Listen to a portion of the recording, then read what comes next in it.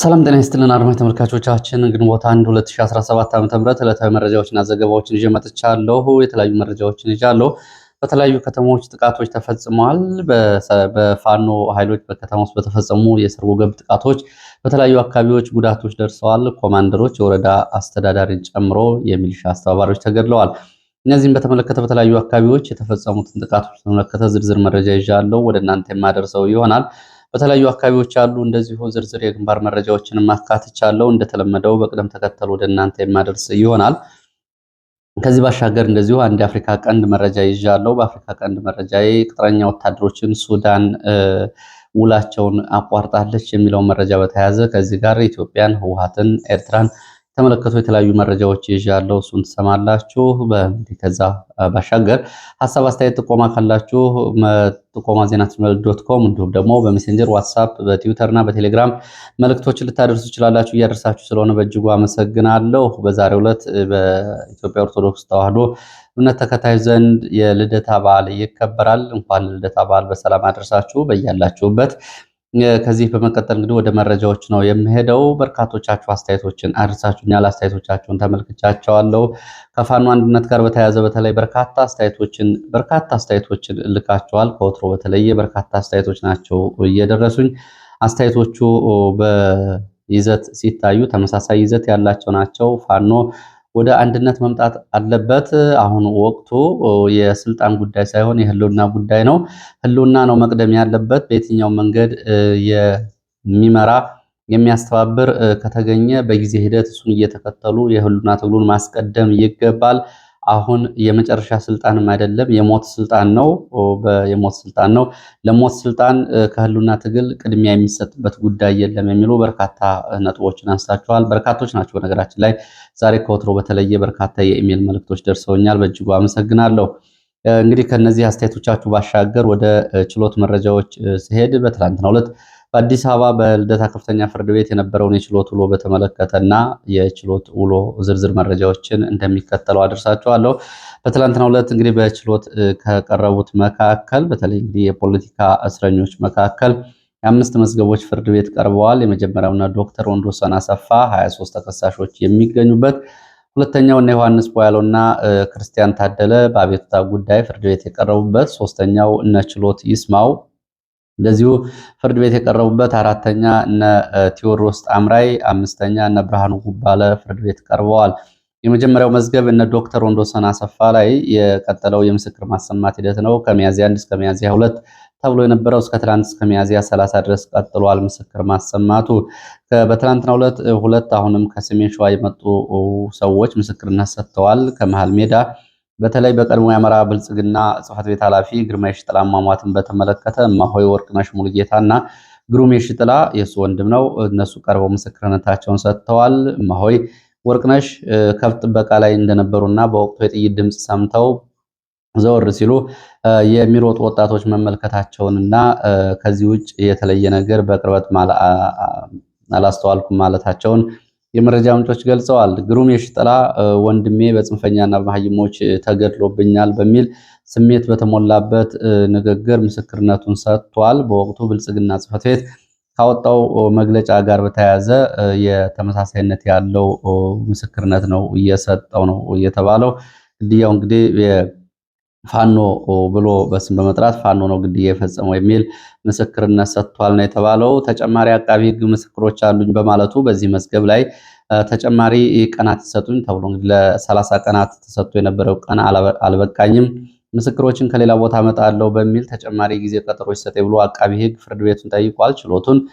ችሎቱም ተጨማሪ ምስክሮችን አምጥቶ ያስመስክር ይቀጥል ወይስ ደግሞ አይቀጥል የሚለውን ጉዳይ በተመለከተ ብይን ለመስጠት ለግንቦት 5 2017 ተለዋጭ ቀጠሮ ሰጥቷል። ሌላው እነ ዮሐንስ እና እነ ክርስቲያን ትናንትና ፍርድ ቤት ቀርበው ነበር። ፍርድ ቤት የቀረቡት በስዩም ተሾመ ጉዳይ እንግዲህ ስዩም ተሾመ በፍርድ ቤት የተያዘ ጉዳይን ሚዲያ ላይ በማውጣት የስም ማጥፋት ፈጽሟል፣ ጥፋተኝነትም ውንጀላ ሰጥቷል በሚዲያ። ከዚህ ጋር በተያያዘ ያቀረቡትን አቤቱታ በተመለከተ ፍርድ ቤቱ ተጠያቂውን ስዩም ተሾመን ቅሬታ የቀረበበትን አቅርቦ ቅጣት እንዲቀጣው ለማድረግ ነበረ። ፍርድ ቤቱ ለአምስተኛ ጊዜ ታስሮ አለመቅረቡን ነው ማረጋገጥ የቻለው። በትናንቱ ዘገባ ጊዜም በዝርዝር እንደነገርኳችሁ ትዕዛዝ ያልፈጸሙ የፖሊስ አባላት ለሌላ ስራ ፈለጋለሁ ብሎ ወዲያውኑ ወጥተው ሂደዋል። በዚህ ጊዜ ክርስቲያንም ዮሐንስም የተለያዩ አቤቱታዎችን አሰምተዋል። ዳኞቹም ሳይቀር ጭምር ነው የተባሉት። አሁን ለመጨረሻ ጊዜ ለግንቦት 6 ተለዋጭ ቀጠሮ ተሰጥቷል። ግንቦት 6 ፌዴራል ፖሊስ ስዩም ተሾመን ይዞ እንዲመጣ ትዕዛዝ ተሰጥቷል። ይሄ ትዕዛዝ ያልፈጸመ ፖሊስ ካለ ከግንቦት 6 ጀምሮ ይቀጣል ሲል ፍርድ ቤቱ ይህንን ወድሞ ችሎቱ ይህንን ገልጿል ነው የተባለው። ይህንን በተመለከተ በተደጋጋሚ መቅረብ ያልቻለው ለምንድን ነው ተብሎ ጠይቋል። አድራሻው ጠፍቶን ነው የሚለው ፌዴራል ፖሊስ ግን በትላንትናው ዕለት አቶ ዮሐንስ እና አቶ ክርስቲያን የሚገኝበትን ቦታ በተመለከተ እንኳን ለእናንተ ለፌዴራል ፖሊስ እና ለመንግስት ለእኛም ግልጽ ነው። ስዩም ተሾመ ላፍቶሞል እየተባለ በሚጠራው ህንፃ ቢሮ ቁጥር 212 ነው ስቱዲዮ ከፍቶ እየሰራ የሚገኘው። በመሀል አዲስ አበባ የሚገኝን ተጠርጣሪ እንዴት ጠፋን አናቀርብም በሚል ቀልድ ይቀለዳል። የፍትህ ስርዓቱ መሞት ያሳያል። እኛ ቀድመን መሞቱን የፍትህ ስርዓቱ አውቀናል። ይሄ ለእናንተ ነው ውርደቱ በሚል ዳኞቹንም ጭምር በጉዳዩ ላይ የስራችሁ አደጋ ላይ ነው የሚል መልእክት አስተላልፈዋል። ዳኞቹም ችሎቱ ለራሳችን ክብር ስንል በዚህ በኋላ እንሄድበታለን፣ ከእናንተ እጅ ወጥቶ ወደ እኛ እጅ መጥቷል። ስለዚህ እኛንን ለራሳችን ስንል እንዲቀርብ የምናደርገው ተውባካችሁ ለመብለው ለማረጋገጥ ሞክረዋል። እንግዲህ ተለዋጭ ቀጠሮ ተሰጥቷል። ስዩምን ይዞ ያቀርባል አያቀርብም ፖሊስ አሁን የሚታይ ነው የሚሆነው። ያው ስዩም አሁን በተለይ የአብይ ለውጥ እንዳይደናቀፍ በሚል በራሱ የሚዲያ አቋም ወስዶ ለአብይ የሚከራከር ነው። ከዚህ ባሻገር እንግዲህ የአብይ ጥበቃና የፍርድ ቤቶች ሁኔታ በዚህ ልክ ነው ወይ የሚገለጸው? ለብዙዎቹ ትዝብት እየጣለ ነው። መንግስት የሚፈልጋቸው ካሉ ጎረቤት ሀገራት ጅቡቲ ድረስ ሂዶ እነ ጋዜጠኛ ጎበዜ ሲሳይን ያመጣል። የመንግስት አፈቀላጤዎች መንግስት ደግሞ ደህንነትና ጥበቃ የሚመድብላቸው ከሆኑ ደግሞ የፈለጉትን ጥፋትን ቢያጠፉ መሀል አዲስ አበባ ሆነው ፍርድ ቤት አይቀርቡም። ፍርድ ቤቶቹም እንግዲህ በዚህ መንገድ ነፃና ገለልተኝነታቸው ችግር ውስጥ ገብቷል። ሌላው ችሎት ይስማው ነው። አቃቢ ህግ አሉኝ የሚላቸውን የኤሌክትሮኒክስ ማስረጃዎች ለማምጣት ተለዋጭ ቀጠሮ ተሰጥቷል። ቀጠሮ ለፊታችን ግንቦት 18 2017 ነው የተሰጠው። ሌላው እነ ቴዎድሮስ ጣምራይ 23 ተከሳሾች ያሉበት ነው። በዚህም እነዚህ አብዛኞቹ የፖሊስ አባላት የሆኑ ተከሳሾች በሚገኙበት መዝገብ እነ ብርሃኑ ተውልኝ፣ ደሳለኝ አለሙ፣ ኢዮብ ታምሮ፣ መኮንን ደሳለኝ፣ ደጀኔ ገብረ ጻዲቅ፣ ታሪኩ ታደሰ፣ ሀብታሙ ፈቃደ፣ ፍታለው አድማሱ፣ ጌትነት አማረ፣ ግዛቸው ታምሮ፣ ፈንታሁን ፈቃደ፣ ወንድም በረሄ፣ አብዱራህማን አህመድ፣ ኢንስፔክተር የሸዋስ አልታሰብ፣ ሳጅን ጌትነት ድንቆ፣ ኮንስታብል ሳምሶን፣ ኮንስታብል ደሳለኝ ው፣ ኮንስታብል ሀብታሙ ተሻገር፣ ኮንስታብል መኩሪያ ተስፋዬ፣ ኮንስታብል አስማማው ረጋሳ፣ ኮንስታብል ምስጋናው አባትነህ፣ ሁሴን ሰይድ እንደዚሁ ትናንትና ፍርድ ቤት ቀርበው ነበረ። በእነዚህ ላይ አሉኝ ያላቸውን ምስክሮች አቃቢ ሕግ ለማሰማት ዛሬ ተለዋጭ ቀጠሮ ተሰጥቶ አሁን በዚህ ሰዓት ምስክሮችን ይዞ እንዲቀርብ ፍርድ ቤቱ ትዕዛዝ ተሰጥቷል። ዛሬም ቀጥሏል። ሌላው እነ ብርሃኑ ጉባለ ናቸው። እነሱ ፍርድ ቤት ቀርበው ነበር። ድብደባ ተፈጽሞባቸዋል። ለፍርድ ቤቱ አቤቱታ አቅርበዋል። በቅሊንጦ እስር ቤት ነው ድብደባ የተፈጸመባቸው። ከዚህ ጋር በተያያዘ ባቀረቡት አቤቱታ ላይ ፍርድ ቤቱ የሕክምና እንዲያገኙ በሚል ትዕዛዝ ሰጥቷል። ሕክምናቸውን ሲጨርሱ ወደ ችሎት እንዲመጡ የሚል ቀጠሮ ነው ሰጥቷል የተባለው። ወደ ሌሎች መረጃዎች አልፋለው። አምነስቲ ኢንተርናሽናል በኢትዮጵያ ከተሞች የሚደረገውን የኮሪደር ልማት በተመለከተ የዓለም አቀፍ ጥሪና ለጠቅላይ ሚኒስትሩ የሚጻፍ ደብዳቤ ላይ ፒቲሽን ወይም ደግሞ የጋራ ፊርማዎችን እንዲፈርሙ ሌሎችን ጥሪ አቅርቧል። ለጊዜው መንግስት የኮሪደር ልማቱን እንዲያቆም የሚጠይቅ ዘመቻውን በጀመረበት ጊዜ በኮሪደር ልማቱ ምክንያት በዜጎች ላይ የሚደርስ የግዳጅ ማፈናቀል በኮሪደር ፕሮጀክቱ ሰብአዊ መብት ጥሰት መፈጸሙን አምነስቲ ኢንተርናሽናል አረጋግጫለሁ ብሏል። በዚህም እንግዲህ በተፈጸመው ከፍተኛ የሰብአዊ መብት ጥሰት ጥልቅ ምርመራና አዲስ ግምገማ እስኪደረግ ድረስ ፕሮጀክት ስራው እንዲቆም ነው አምነስቲ ኢንተርናሽናል ለመጠየቅ ድጋፍ እያሰባሰበ የሚገኘው። በፕሮጀክቱ ምክንያት ከዓለም አቀፍ ሕግጋት ጋር የሚጣረሱ ኢሰብአዊ ድርጊቶች ተፈጽመዋል። የተፈጸሙት ኢሰብአዊ ድርጊቶች ከሕግጋት ጋር እንዲስማሙ ጠቅላይ ሚኒስትሩም አዲስ የሚፈናቀሉትን በተመለከተ አዲስ ሕግ እንዲያዘጋጁ አምነስቲ ጠይቋል። እንግዲህ ከዚህ ጋር በተያያዘ ከአዲስ አበባና በሌሎች ከተሞች የተደረጉ ባሉ የኮሪደር ልማት ምክንያት በርካታ ነዋሪዎች ለብዙ ዓመታት ከኖሩባቸው ሰፈሮች ተፈናቅለዋል። በቂ የሆነ ካሳም አላገኙም። ንብረታቸውንም ሀብታቸውንም አጥተዋል። አሁንም ድረስ በትምህርት ቤቶች የሚገኙ ተፈናቃዮች አሉ።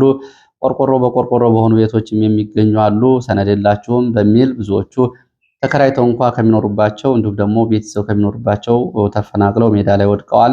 ይህንን በተመለከተ አንድ መረጃ ትላንትና እንደዚሁ ሰምቻለሁ። ጠቅላይ ሚኒስትሩ ለትዕዛዝ አስተላልፈዋል ነው የተባለው።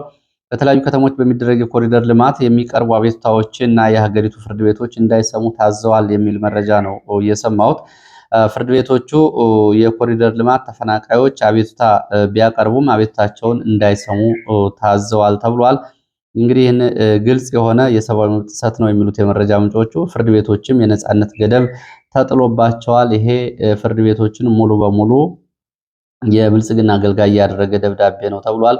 በተለያዩ ከተሞች እንግዲህ በኮሪደር ልማት ምክንያት ንብረት ወደመብን፣ ተፈናቀልን፣ ካሳ አይሰጠን ብሎ ወደ ፍርድ ቤት ቢሄዱ ሰዎች አቤቱታቸውን ፍርድ ቤቶች እንዳይቀበሉ በብልጽግና ታግደዋል። ብልጽግና ከፍርድ ቤቶች በላይ መሆኑንና በፍርድ ቤቶች ጉዳይ በቀጥታ ጣልቃ መግባቱን የሚያሳይ ነው። እንግዲህ በዚህ መንገድ ብዙዎቹ ተፈናቃዮች ካሳ አልጠየቁንም ሲሉ በተለይ ባለፈው ጅማ በነበረ የኮሪደር ልማት ምርቃት ላይ ጠቅላይ ሚኒስትሩ በተናገሩበት ጊዜ ከ15,000 በላይ ሰዎች ተፈናቅለዋል፣ ግን ካሳ አልጠየቁንም ሲሉ መናገራቸው የሚታወቅ ነው። እነሱ ካሳ ባይጠይቁስ እንደ መንግስት ኃላፊነት የለበትም ወይ ዜጎችን መብትና ጥቅሞች የማስከበር የሚለው አብሮ የሚታይ ነው። ወደ ሌሎች መረጃዎች ሄዳለሁ። ወደ ትግራይ የሚወስድ መረጃ ነው የማስከትለው። በትግራይ የሶስት የተለያዩ ክስተቶችን ይዣለሁ። መረጃ ትላንትና ታስሮ የነበረው ብርሃነ ገብረ ክርስቶስ እስር ቤት ተሰብሮ እንዲያመልጥ ተደርጓል። ይሄ የሆነው ደግሞ በመቀሌ ከተማ ዙሪያ የነበረው አርሚ 22 የተባለው የህወሓት ታጣቂ ቡድን እስር ቤቱን ሰብሮ እንዳስፈታውና ከእስር ቤቱ እንዳስወጣው ነው መረጃዎች የሚጠቁሙት። ብርሃነ ገብረ ክርስቶስ እንግዲህ የታሰረበት ጉዳይ አወዛጋቢ ነው። በሁለት ሀገራት የፕሮቶኮል ግንኙነትን ያልጠበቀ የሁለት ሀገራት ግንኙነት ላይ ተሳትፏል በሚል ነው ጉዳዩ። እንግዲህ ይህንን በተመለከተ የክልሉ ፖሊስ ደግሞ በደረሰብኝ ከፍተኛ ጫና ምክንያት እስረኛውን ፈትቼዋለሁ ብሏል። በኃይል ተፈቷል የሚለውን ለመሸፈን ሁለቱም ደግሞ እነማን ጫና እንዳደረሱበት ባልገለጸበት መግለጫው በደረሰብኝ ጫና ፈትቼ ለቅቄያለሁ ብሏል። እውነታው ግን ታጣቂዎች ናቸው እስር ቤቱን ሰብረው እያስፈቱት። ጊዜያዊ አስተዳደሩ እንደዚሁ በሰጠው መግለጫ ከመሰረታዊ መርሆች ውጭ በአፈነገጠ መልኩ የሚደረግ ማንኛውም የውጭ ግንኙነት አደገኛ ነው ሲል ነው እየገለጸው። ለትግራይ አለመረጋጋት ከባድ ቀውስ ያመጣል፣ የሚወገዝ ተግባር ነው፣ ተቀባይነት የለውም ከመርህ ውጭ የሚደረጉ ግንኙነት ሲል ጊዜያዊ አስተዳደሩን በመግለጫው ገልጿል። የፕሪቶሪያ ሰላም ስምምነት ሙሉ በሙሉ እንዲፈጸም የጊዜያዊ አስተዳደሩ ጠይቋል። የትግራይ ሕዝብ ከጦርነት ስጋት ደመና ነፃ እንዲሆንም እንደዚሁ ጠይቋል። ጊዜያዊ አስተዳደሩ ከየትኛውም ኃይል ጋር ያሉትን ግንኙነቶች በሰላም ለመፍታት ጥረት እያደረገ ነው የሚገኘው። ግንኙነቶችን ወደ ሰላማዊ ሁኔታ ለመመለስ የፌዴራል መንግስቱን ጨምሮ ሲል ነው የገለጸው። እንግዲህ በትግራይ ትላንትና ታስሮ የነበረው ብርሃነ ገብረ ክርስቶስ የሚባለው የህወሓት አክቲቪስት በዛላምበሳ ከተማ ከኤርትራዊ ሌላ አክቲቪስት ጋር ከተገናኙ በኋላ ኤርትራዊ አክቲቪስት የትግራይ የምጽዋ ወደቦች እንድትጠቀም የሰብአዊ አገልግሎት እንድታገኝ የሚል መረጃ ካሰራጨ በኋላ ተይዞ ታስሮ ነበር። እስር ታጣቂዎቹ ግን እስር ቤቱን ሰብረው አስለቅቀውታል ነው የተባለው። እናት ፓርቲ ምርጫ ቦርድ የገንዘብ ድጋፍ አግዶብኛል ብሏል። የምርጫ ቦርድ የገንዘብ ድጋፍ ያገደው ምርጫ ቦርድ ደግሞ ለዚሁ ምላሽ ሰጥቷል። ያገደበት ምክንያት ምርጫ ቦርድ የባለፈው ዓመት ለፓርቲው የተሰጠው ገንዘብ ለታለመለት ዓላማ አልዋለም በሚል ነው የዚህ ዓመት ገንዘብ ድጋፉን ያገደው። ከታለመለት ዓላማ ውጭ የዋለ ገንዘብ የለንም የሚለው ፓርቲው ከታለመለት ዓላማ ውጭ ውሏል ከተባለ በአመራሮች ላይ ምርመራ እንዲጀምር ፌዴራል ፖሊስ ፓርቲው ይህንንም ጠይቋል። በዋናነት ግን የገንዘቡ መታገድ ፖለቲካዊ ዓላማ ያለው ነው ብሎ እንደሚያምን ፓርቲው በሰጠው መግለጫ ገልጿል። ፓርቲው በዚህ የገንዘብ ድጋፍ አለመለቀቅ የሚቆም ትግል የለም ሲል መግለጫ አሰራጅቷል። ወደ ሌሎች የግንባር መረጃዎች ሄዳለሁ። ወደ ግንባር መረጃዎች ሲሄድ ወደ ቋራ የሚወስድን መረጃ ነው የማስከትለው። በቋራ መተማ ከቋራ እስከ መተማ ባሉት ቀጠናዎች 4 ግዙፍ የመከላከያ ክፍለ ጦሮች እንዲሁም ደግሞ በርካታ የአድማ ብተናና የሚሊሻ ኃይል ያለበት ኃይል አዲስ ስምሪት ወስዶ እንቅስቃሴ ላይ መሆኑን የመረጃ ምንጮች ገልጸዋል። የአድማ ብተናና የሚሊሻ ኃይልን ጨምሮ ከነፍስ ገበያ አቅጣጫ ወደ ቁጥር 4 እንዲሁም ደግሞ ከመንዶካ እስከ ቱመት ባሉት የቋራና የመተማ ኮሪደሮች ላይ ከፍተኛ ወታደራዊ ውጥረት አለ፣ ከፍተኛ እንቅስቃሴ አለ። አልፎ አልፎም የቡድን መሳሪያዎች እንደ ዙ 23 ሞርተርና ዲሽቃ ይተኮሳሉ ነው ያሉት። ይህም ሆኖ ግን በአካባቢው የተሟላ ጦርነት ግን እስካሁን አልተቀሰቀሰም እስከዚህ ሰዓት ድረስ ብለዋል። የመቀስቀስ እድሉ ግን ከፍተኛ ነው ተብሏል። በትላንትናው የመረጃ ጊዜያችን እንደገለጽኩላችሁ መተማ 39 የሚሆኑ ታዳጊዎች ለውትድርና በግዳጅ ተመልምለው ከነበረበት ካምፕ በሌሊት ወጥተው ወደ ፋኖ ተቀላቅለዋል። ኮኪት እና ዳስኩንዶ ተብሎ ከሚጠሩ ሁለት አካባቢ ተሰብስበው የነበሩ 39 የሚሆኑ ታዳጊዎች ናቸው ወደ ፋኖ እየተቀላቀሉት።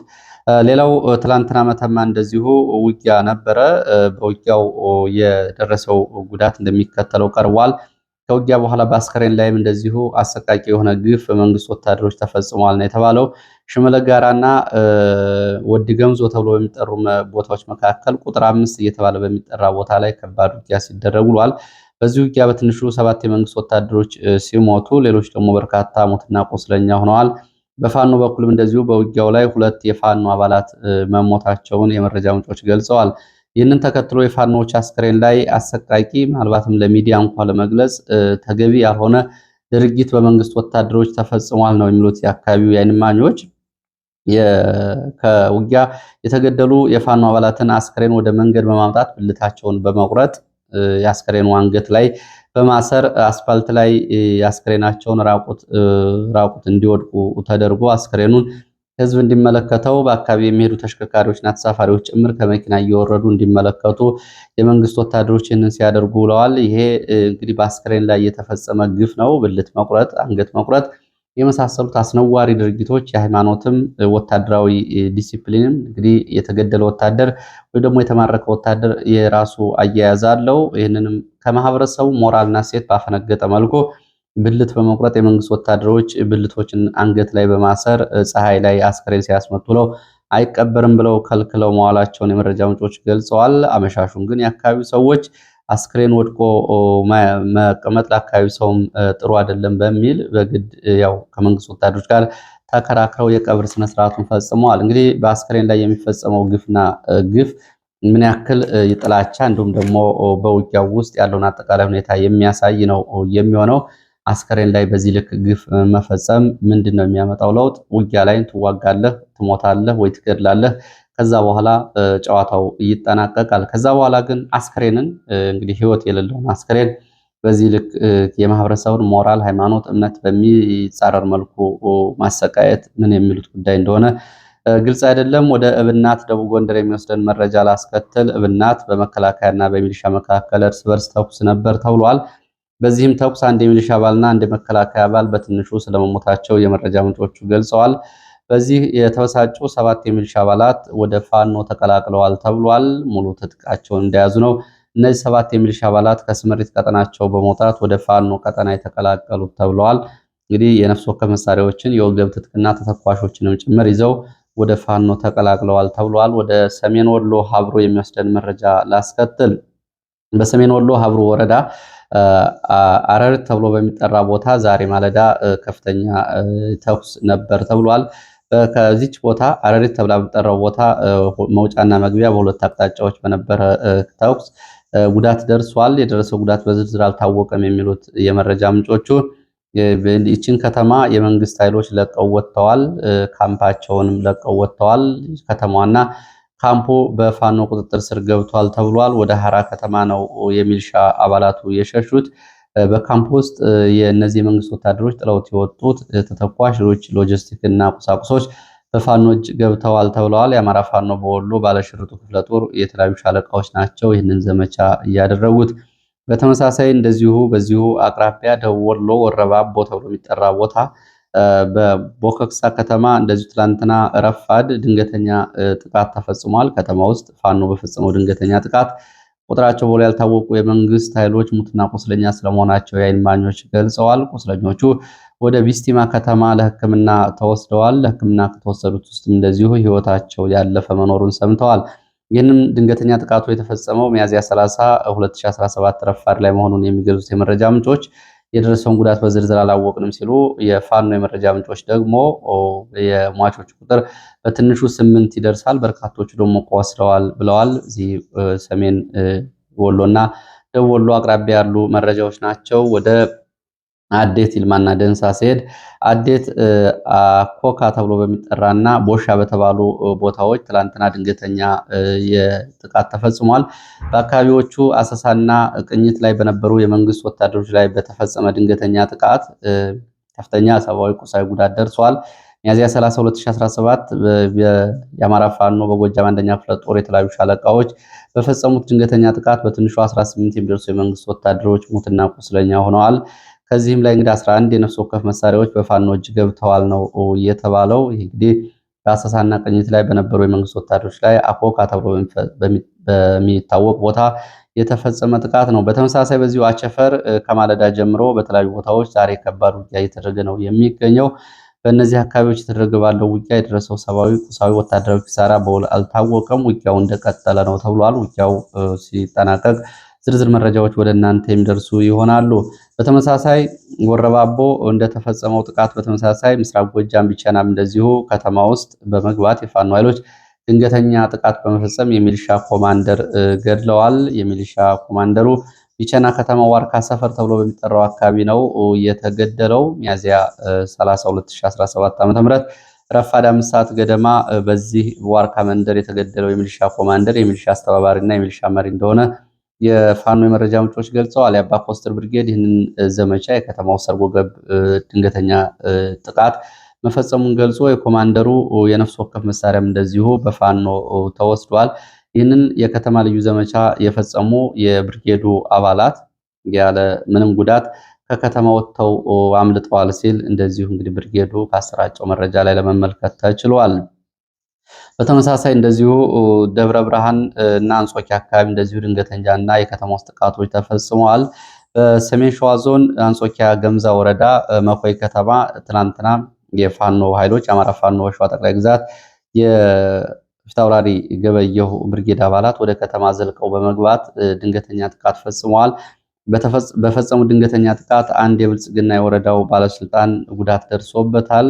የወረዳው ባለስልጣን አሁን በከሚሴ ሆስፒታል በኦክሲጅን ነው ህይወቱ ያለው ተብሏል። ከፍተኛ ጉዳት ነው የደረሰበት። የወረዳው የኮሚኒኬሽን ኃላፊ ነው ጉዳት የደረሰበት የሚሉት የመረጃ ምንጮቹ በወረዳው ከተለያዩ ገጠራማ አካባቢዎች የመጡ የህብረተሰብ ክፍሎችን ሰብስቦ የጥፋት እጆችና መዘዞቹ የሚል የተሰራ ዘጋቢ ፊልም ህዝቡ እንዲመለከት ማብራሪያ እየሰጠ በነበረበት ሰዓት በተፈጸመ ድንገተኛ ጥቃት ነው የከባድ ጉዳት አጋጥሞት ወደ ሆስፒታል የገባው ተብሏል። በተመሳሳይ ደብረ ብርሃን አቅራቢያ ዛሬ ረፋድ ድንገተኛ የደፈጣ ጥቃት ተፈጽሟል። ጉዶ በረት ተብሎ በሚጠራው ቦታ ከደብረ ብርሃን ወደ ደብረ ሲና እንቅስቃሴ ላይ በነበረ ወታደሮች ተሽከርካሪ ላይ በተፈጸመ ድንገተኛ ጥቃት ከፍተኛ ወታደራዊ ጉዳት ደርሷል። በአንድ አይሱዙ ተሽከርካሪ ላይ የነበሩ በርካታ የመንግስት ወታደሮች ሙትና ቁስለኛ ሆነዋል። በአሃዛዊ መረጃዎች ጉዳቱ አልታወቀም። በዚህ የደፈጣ ጥቃት እንግዲህ ከተለያዩ 3 አቅጣጫዎች የደፈጣ ጥቃት ይዘው የነበሩ የፋኖ አባላት በፈጸሙት ጥቃት እንደዚሁ እንግዲህ ከደረሰው ጉዳት ባሻገር ተሽከርካሪው ላይም ጉዳት ደርሷል ነው እየተባለው ከሰብአዊ ጉዳት ባሻገር። ይህንን ተከትሎ ከኋላ የመጣ ሌላ የመከላከያ ኃይል በአካባቢው የዙ 23 የሞርተር እና የዲሽቃ ድብደባ እያደረገ ነው የሚገኘው። ጉዞውንም በዚህ መንገድ የተለያዩ ተራራማ ስፍራዎችን በቡድን መሳሪያዎች እየደበደበ ነው። በሞርተር ድብደባው የደረሰው ጉዳት በዝርዝር አልታወቀም ነው እየተባለው። ዛሬ ረፋድ የተፈጸመ ድንገተኛ ጥቃት ነው። የሌላው መረጃችን ወደ ደብረታቦር ወረታ የሚወስደን ነው። ደብረታቦር ወረታ መስመር አለም ሳጋ ጫካ ተብሎ የሚጠራው አካባቢ ዛሬ ማለዳ 3 ሾፌሮች ታግተው ተወስደዋል። ሾፌሮቹ እንግዲህ ያው ገንዘብ ተጠይቆባቸዋል ነው የተባለው። ይሄ ጉዳይ ሾፌሮችን ከፍተኛ ምሬትና ቅሬታ እንዲያሰሙበት እያደረገ ነው። በተደጋጋሚ እዚህ አካባቢ በርካታ ሾፌሮች ታግተዋል፣ ተሳፋሪዎች ታግተዋል፣ ድብደባ ተፈጽሞባቸዋል፣ ዝርፊያ ተፈጽሞባቸዋል። የተገደሉ ሾፌሮችም አሉ። በዚህ አካባቢ ብቻ በትንሹ 2 ሾፌሮች ሲገደሉ 5 ሾፌሮች ደግሞ ቆስለዋል። ይሄ በተመለከተ እንግዲህ ሾፌሮቹ ይህንን መስመር ላለመጠቀም እንገደዳለን፣ የስራ ማቆም አድማም እንጠራለን እያሉ ነው የሚገኙት። ይህ እንግዲህ ግልጽ የሆነ ተራ የውንብድና ስራ ነው። በዚህ በኩል እንግዲህ በአካባቢ የሚገኙ እውነተኛ ፋኖዎች እንዲሁም ደግሞ የአካባቢ ማህበረሰብ ይህንን ጉዳይ መከታተል አለበት።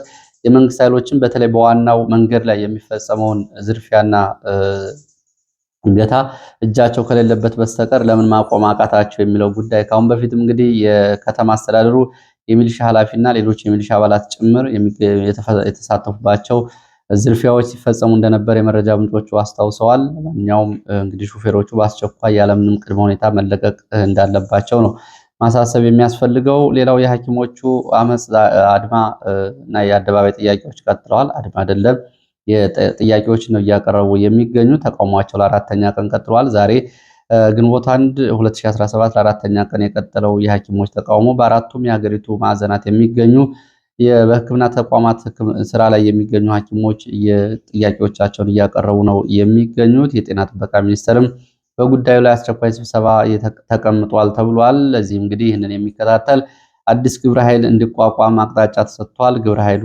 ተቋቁሞ ዛሬ በጉዳዩ ላይ መግለጫ ሊሰጥ ይችላል ብለዋል የመረጃ ምንጮች። ከዚህ ጋር በተያያዘ ተጨማሪ መረጃዎችን ወደፊት የማወጣ ይሆናል። እንግዲህ ሐኪሞች መምህራንን ጨምሮ በተለያዩ የሀገሪቱ አካባቢዎች ከክፍያና ከደሞዝ ከጥቅማ ጥቅም ጋር ያሉ ጥያቄዎች አሁንም እንደቀጠሉ ነው የሚገኙት። በቂ ምላሽ አላገኙም።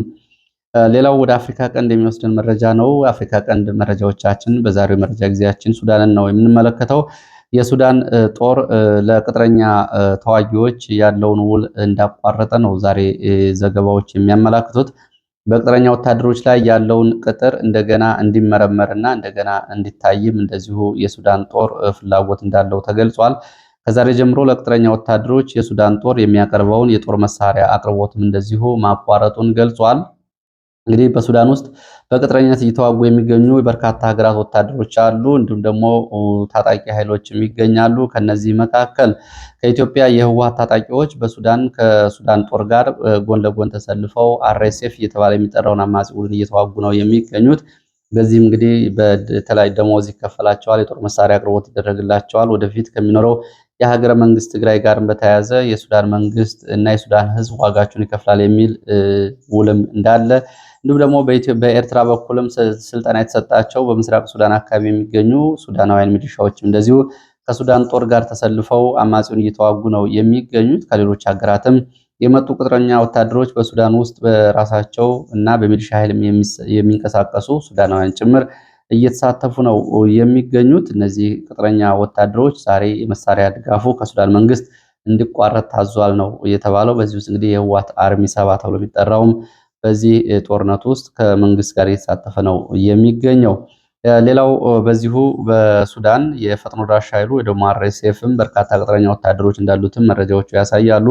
ከደቡብ ሱዳን፣ ከቻድ፣ ከኒጀር እና ከተለያዩ የአፍሪካ ሀገራት የተገዙ ቅጥረኛ ወታደሮችም እንደዚሁ ከፈጥኖ ደራሽ ኃይሉ ጋር ይገኛሉ። ደሞዛቸው የሚከፈለው በአረብ ኤሚሬትስ ወይም ደግሞ በዱባይ መንግስት ነው የተባሉት እነዚህ ቅጥረኞች አሁን ከፈጥኖ ደራሽ ኃይሉ ጋር ሆነው እየተዋጉ ነው የሚገኙት።